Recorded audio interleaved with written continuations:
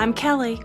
And I'm Erica. And we are moms and ministry leaders still learning to disciple not only the kids in our own homes, but the kids in our ministries.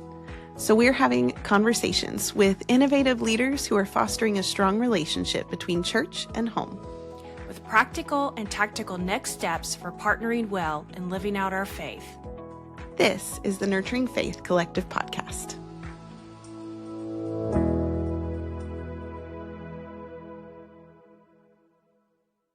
Welcome to Season 2 of the Nurturing Faith Collective podcast. This season, we will be interviewing leaders about how to connect families and the church through ages and seasons of life. Join us as we have conversations all throughout this season. Today, though, since Eric and I are new to the podcast, we also have a new teammate on the Nurturing Faith Collective leadership team. So we're interviewing a new resource leader, Lacey Clifford.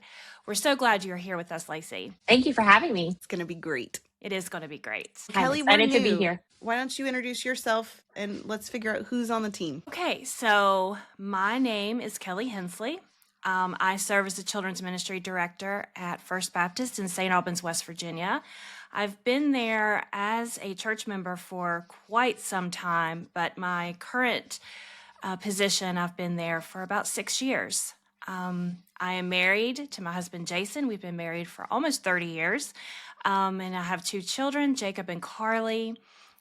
Jacob is thriving in life and doing wonderful. Carly is currently a freshman at West Virginia University, also thriving. Fun fact about me is I love the color pink. So everything I have normally will come, if it comes in pink, I have it in pink. All right, so I'm Erica Strickland. I am in Knoxville, Tennessee, and south of Knoxville in Seymour. I'm the children's pastor at Seymour Heights Christian Church. I have been here 10 years this month, I've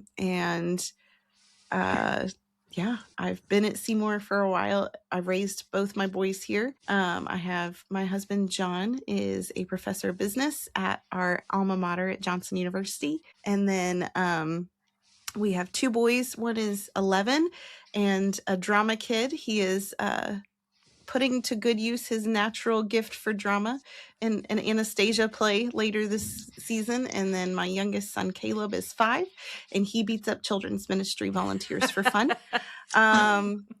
He's opposite in every way. And let's see. One fun fact about me is I like Legos, and I have them all over my office. Which is very cool. Yes, I like them. That's awesome. Lacey, it's your turn. Yes, tell us who you are and a little bit about yourself and your family. All right. Well, I am Lacey Clifford, and I am in the Annandale, Virginia, Northern Virginia area. And I'm married to Chris. We've been married for 19 years. We have 3 children, Charlotte, who is 12, Judah, who's 10, and Josiah, who is 6. So my oldest, Charlotte, we call her Charlie. She's also a drama kid. She loves all things theater and drama and is in her middle school production coming up in a few weeks. So we're very excited about that. Yeah, I have been in vocational ministry as a children's pastor for 20 years. And 2 years ago, I rolled off staff and became a volunteer. And so I kind of get to see things from the other side, which has been super interesting. And I've really loved.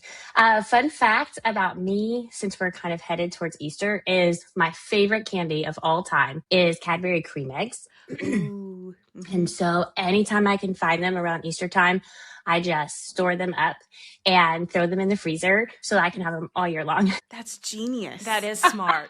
Very smart. I learned from a friend that you could do that. I didn't even realize you could throw those things in the freezer, but they're perfect. Okay, I'm going to have to take note of that because my husband loves those. So there we go. Just throw them in the freezer. Jelly beans are what I stockpile this time of year, the sour jelly beans. Oh, You know? yes. Oh, I don't like anything sour.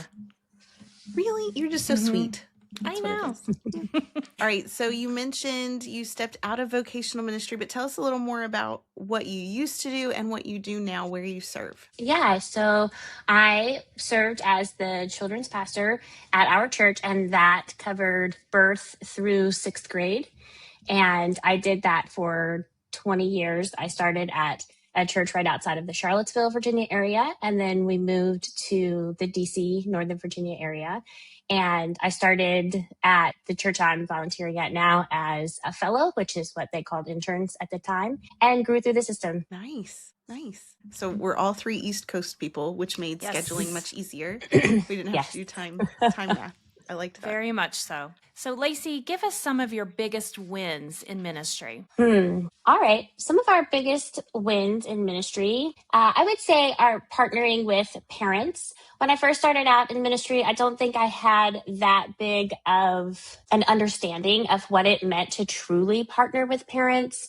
And when I moved to my current context, I had a leader who was just all in on church home partnership and really taught me a lot about the beauty of being able to walk alongside families and parents as they raised their children, and just being able to cheer with them and work together and not accidentally be working in opposite directions of parents. Oh, I love that.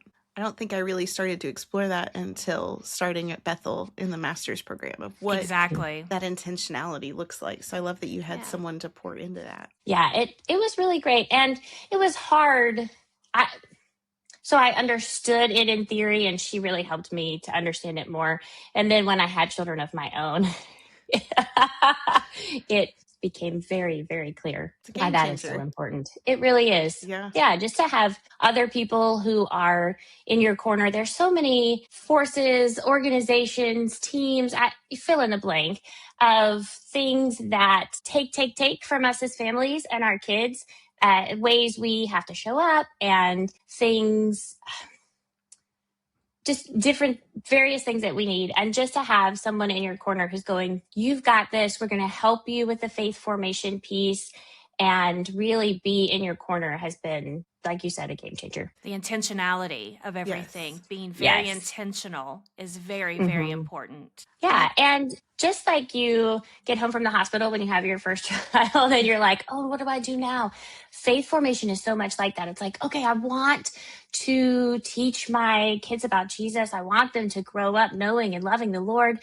And like, what do I do? Yeah. What does that look like practically in the midst of all of the crazy things when they're little, and, just trying to developmentally get skills and diaper changes, and, what do I even do with this child as a toddler, and they get more independent, and then it changes as they grow up. And So I think that's interesting because I, of course, started in ministry before I had kids. And then as I had kids, I remember saying before my kids were born, well, I'm not a parent yet, but I take care of kids all the time.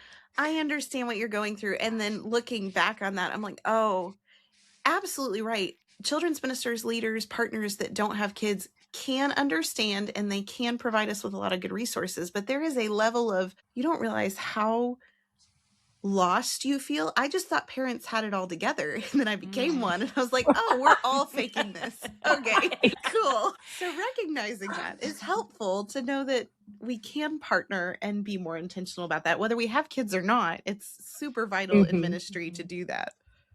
yeah, you're exactly right. All right. So I'm going to go off script a little bit. What would you say to younger Lacey before she had kids to help understand how vital that partnership is? For our listeners that are ministry leaders, faith influencers who don't personally have their own kids, what is something you would say to them to help them realize how vital that intentionality is? I would say you bring something really important to the table, and it's also important to share that and then to listen. I think sometimes I would be intimidated before I had my own children, and I would say, oh, I don't really know that. And it was a beautiful partnership to say, I bring these things to the table and you bring this thing, and we can work together. And it's important that we share those things and strive to work together as we're ministering to families. So good. So Very good. good. Yes. Oh, okay. What have been some of your biggest struggles throughout ministry, parenthood, raising kids in the faith? What have been some of your struggles along the way? Yeah.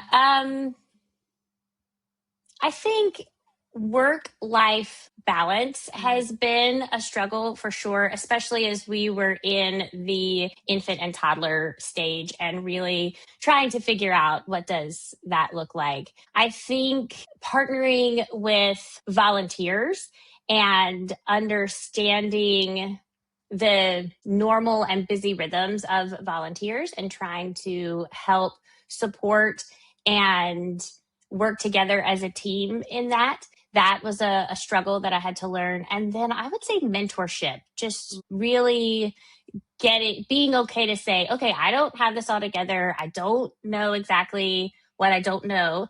And how do I find it? And how do I find somebody who's a little bit further on the journey in ministry or parenting or whatever the case is? And what can I learn from you? Can we have a conversation about what does this look like? And they can say, oh, sure, here's what I've learned. Or like, that thing you're stressing about is just not a big deal. I think you brought up two really good points about support and mentorship. And I think that especially as young moms and even ministry leaders, we need support from so many different areas. And then mentorship, whether we are the mentor or the mentee, that is an important relationship that is very intentional and very important in someone's life as they're, raising children and going through the seasons of life. I think everybody needs that. And when we are lucky and blessed enough to have someone in our corner like that, I think it is just invaluable. And we are just lucky to have that. And so if we could be that for someone else, I think that's an opportunity that God has given us to, he's opened a door for us that we can help someone else out when we knew it was a struggle for us as young parents. Absolutely. Yeah, I think that's exactly right, Kelly. And I also, when I was on staff and, you eat, sleep, breathe children's ministry and you're constantly thinking about it. And sometimes I thought it was bigger, maybe not bigger than it was, but I thought it was more complicated or I made it more complicated. And now that I'm a volunteer, especially in the Kids Co space for MomCo with moms who are in that infant and toddler stage, sometimes that support really just looks like a caring adult who can take the baby and go have coffee, mingle with other moms, get to know people in that same life stage, have a 2-hour break, take a deep breath, and we've got this. Yes. And I think it's interesting too. One of the things that has come up in our ministry lately is I think it comes more natural for us to build those mentor and support relationships for some of our moms. We don't naturally do that, at least I don't, for dads. And so one of the things that's developed is I've seen these little pods start popping up of dads just getting together after the kids are in bed and sitting around a fire and having a conversation. It's like, man, how do we cultivate both of those sides? Because they both need support in different realms and intentionally help those relationships. It's like you're playing matchmaker with the parents in your church. And you're like, who can I connect them to that this will be helpful? But it's so important that they have those supports and that we have those and that we're able to offer that. Absolutely. So, Lacey, tell us what you do for the Nurturing Faith Collective and how people can access resources. Yeah, so I am excited. I just jumped on board with the Nurturing Faith Collective, and I am in the resource area with Dee. And she and I together look at resources and curate them and help to get them up on the website so that they are ready for people to take a look at and help practically in their ministries. Awesome. That is wonderful. What all is in the cooker for the resource department? I know we've been getting submissions and we're looking at stuff, but what's coming down the pike that you're excited about? There are some great resources about how to design programs that really think intentionally about partnering with parents and families just where they are, and how do we connect some of the things that we do naturally in our natural rhythms and just think a little bit more intentionally about them. And there are some resources that are going to help with that. Nice. So where can parents and ministry leaders access those? Well, when they go to our website under resources, they can click on those and access them there. They're not quite up yet, but they will be soon. Awesome. So let's take a step back because it's just stuck in my head a little bit about some of the struggles you were talking about. And specifically when you were talking to young Lacey, you said you do have something to bring to the table. And so for our parents, I think this is a common thread for parents, for ministry leaders, for faith influencers, that they might just be doing life and think, well, I don't need to be a part of this conversation because I really don't have that much to bring to the table. How have you noticed, both of you, in your ministries in life, what's one thing that you're like, man, I could bring this to the table and this might help someone? And it might just be something you did naturally, but it could help encourage another leader or parent or ministry team.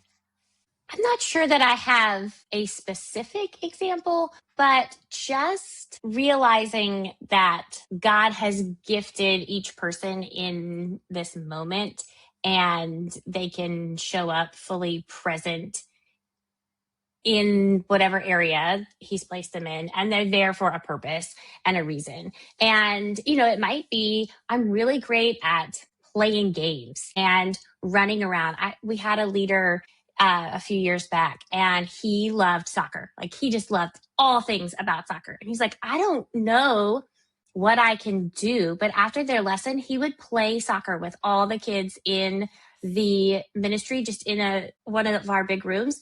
And they loved him. They connected with him. And then it gave parents a chance to kind of hang out with each other as they played soccer after the lesson was over. And so on the surface, he was like, I like soccer, and here it is. And he was able to use that love of soccer to minister to children and families and connect that way. And so on the surface, he might not have thought like, I'm not sure, but he gave it a shot. And I think Showed that's up fully really present with himself. Yeah, and I think it's really important how you're good at something or you have a talent, but you don't know exactly how God is going to use that talent to be able to minister to others. And so when someone breaks through that and sees, oh, soccer, I can do this, but it is a ministry because not only were the kids connecting with relationships, but the parents were connecting with one another.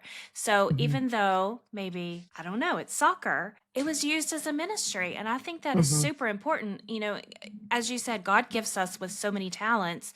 And when we use them for his good and his glory, no matter how we choose to use those, if he gives them to us, he's going to use them for himself. So just to further his ministry. So I think that was actually a really good example. Thank you, Lacey. Yeah. And sometimes as children's ministry leaders, it's our job to take a step back because we can see the bigger picture and say, do you see how your love of soccer has impacted it? God has used this thing to minister to these kids in a way that, they might not have had. Yeah, exactly. I think it's interesting to, I think it was Dr. Deb in our master's program at Bethel who said, if you see it, speak it. Like when you see that in a leader, speak that confidence into them. When you see that in a parent, we recently had a parent who she was struggling with discipline. Like you could see it all over her face. She was trying her hardest. And so once the kids got back into the wing, I just walked out and put my arm around her. I was like, you are doing a great job. Like, I know you're tired, but you are doing a great job just being a good mom and setting those boundaries and doing all that. And she's like, no one's ever told me that before. And I'm like, I know, because I never get that either. And you need it. Like, you're doing a great job. You're not alone. And I think just seeing those things in different people helps give them the confidence that they do have a seat at the table and bringing that forward. Yes. Everybody needs to hear you're doing a good job, especially when you are in that hard season of life and you don't feel like you're being seen. And if someone does say, hey, you're doing a great job, then they feel seen. And maybe that gives them the extra boost they need to, keep going and to do what they're doing. Yeah, absolutely. Yeah. Sometimes in my ministry, I focus hard on the kids and making sure that the children are seen and known and loved in a space. And that's just as important for volunteers and parents as well. Absolutely. Yes, it is.